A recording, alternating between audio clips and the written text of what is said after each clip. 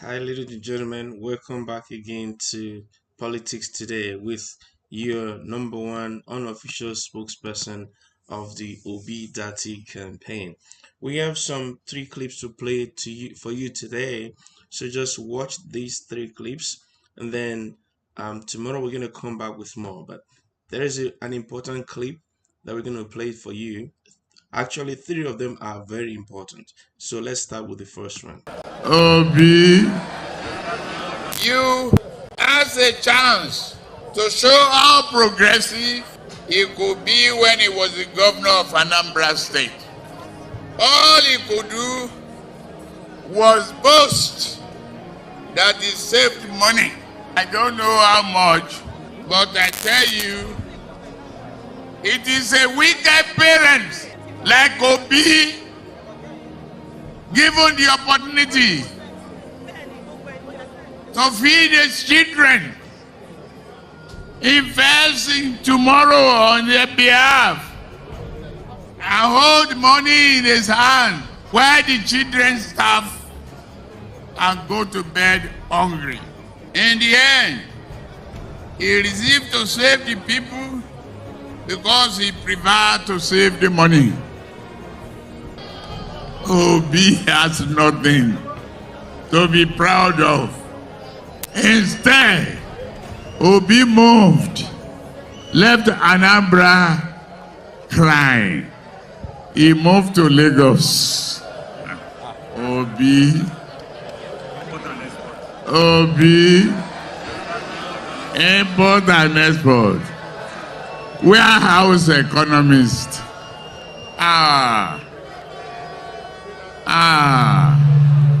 Obi. Why did you do that? You now run away to labor. All right, so I'm gonna talk to you about what you just watched now. So that's the APC presidential candidate berating Peter Obi. But if you watch him carefully, you will see when Ambode was whispering to him what he would say. That aside, let's just analyze what he said. He said that he is a wicked parent who withheld money from feeding his children instead of investing in their future. He held the money and left his children hungry. In just paraphrasing what he said.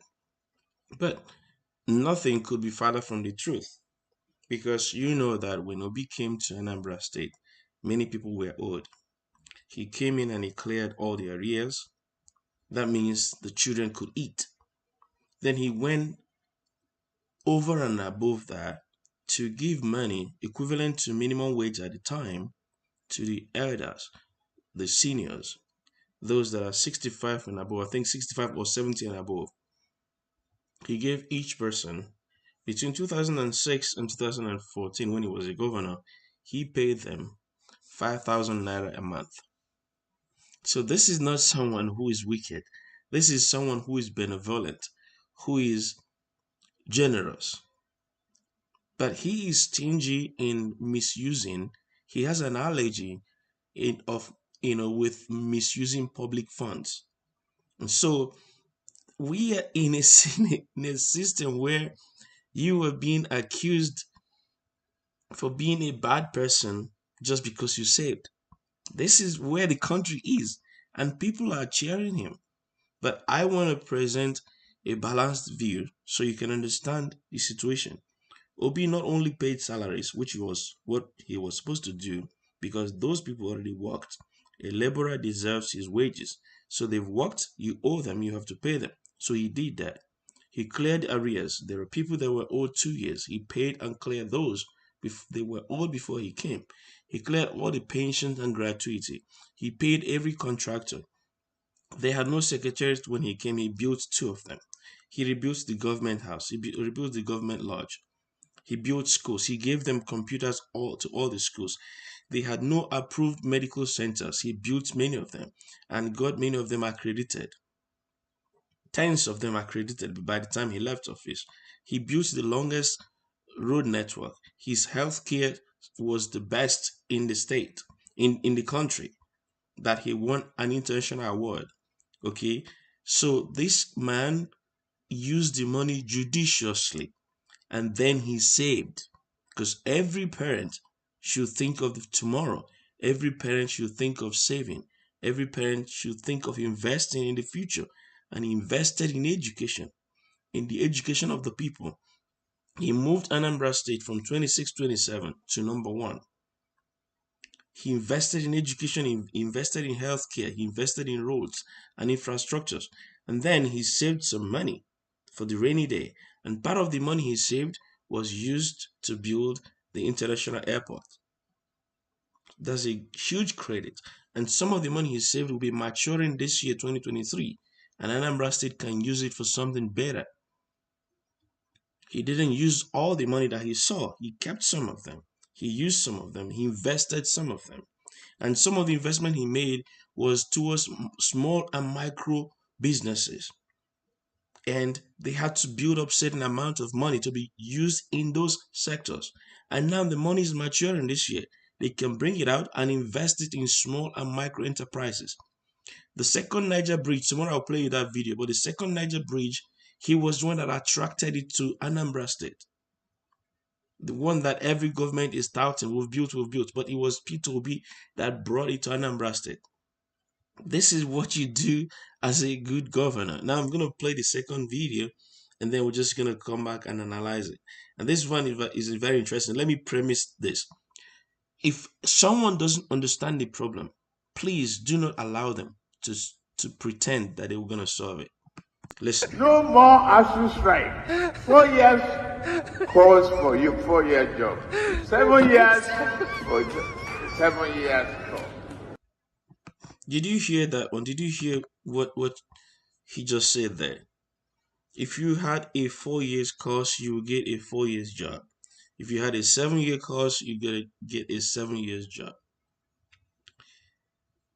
Let me say this again. If someone does not understand the problem, please do not assign them to solve that problem. Okay? Basically, Baba does not understand the problem of the nation, so he shouldn't be allowed to start solving it. Because many people work after school for 25 years and 30 years.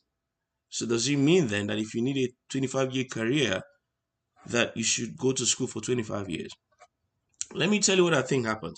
He had heard Obi mentioning that if you are going for a 5-year program, you should finish in 5 years. If you're going for a 4-year program, you should finish in 4 years. And then you should get a job after that. He has heard all these numbers and he jumbled them in his head and trying to quote numbers and throw statistics out there, he had mixed them up. And these things happen. It comes with age. There's no shame in that. But Baba does not understand the problem. So we should treat him nicely. Nobody should insult anybody. We should treat him nicely and say, Baba, you do not understand the problem. We are not going to assign this problem to you. All right. So I'm going to leave you there. And again, let me just say this. We should be campaigning on issues. We should be campaigning on the solutions we're bringing to the people. But these guys will go to any length to pull someone else down. And what I'm trying to do here is to bring balance. I will not insult anyone. I will not call anyone names, but I'm trying to bring balance. So you can see when they present something to you, you can balance it with the truth. Because what you see all over, what permeates Nigerian politics is calumny, is pulling down mentality.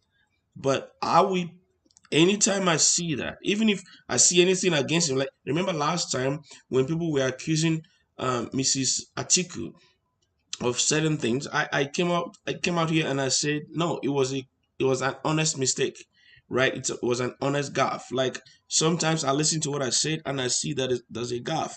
But that's what happens. Even at the beginning of this video, this current one, I made a mistake at the beginning, but I let it go.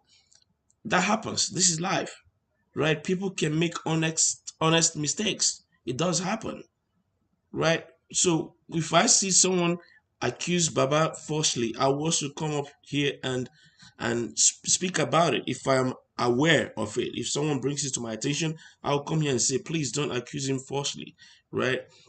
But we should be campaigning on issues, on who has competence and character, who can solve, who understands first of all, who understands the problem, and then who can start to attempt to solve it. Now, the guy you're going to vote for is the guy you're seeing on the screen, Peter Obi, and his running mate, Yusuf Dati Baba Ahmed. Now, for you to be able to vote, you're gonna do what is shown in the next video. So let's just play that Hello video. guys, this is Oge God speaking live from Kano State. I just got my PVC.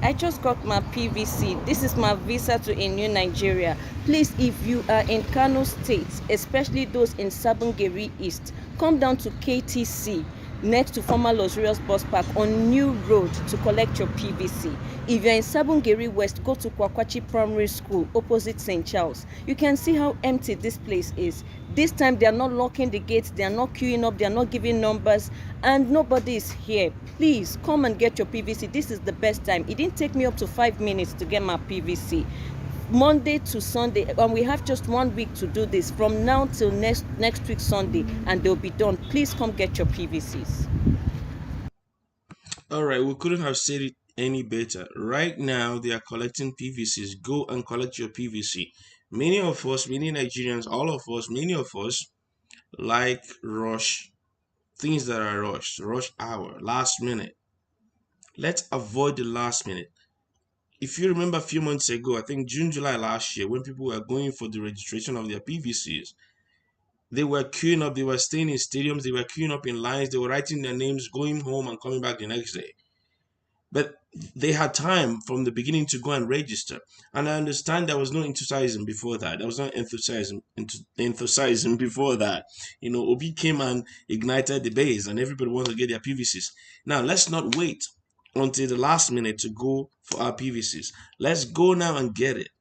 Go now. There's no line. It won't take you more than 5 minutes. Get your PVCs. They are there Mondays to Sundays, right? Every day of the week. Go. If you're working Mondays to Fridays, go on Saturday, go on Sunday.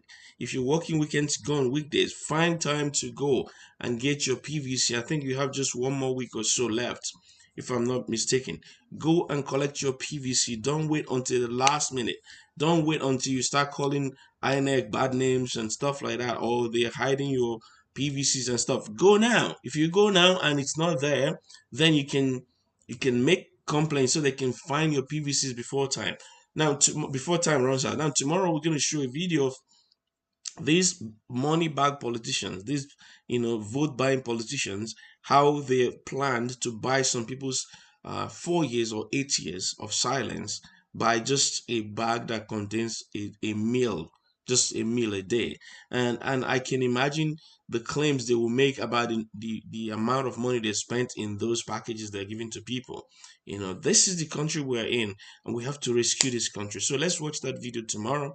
But today, please go ahead and get your PVCs.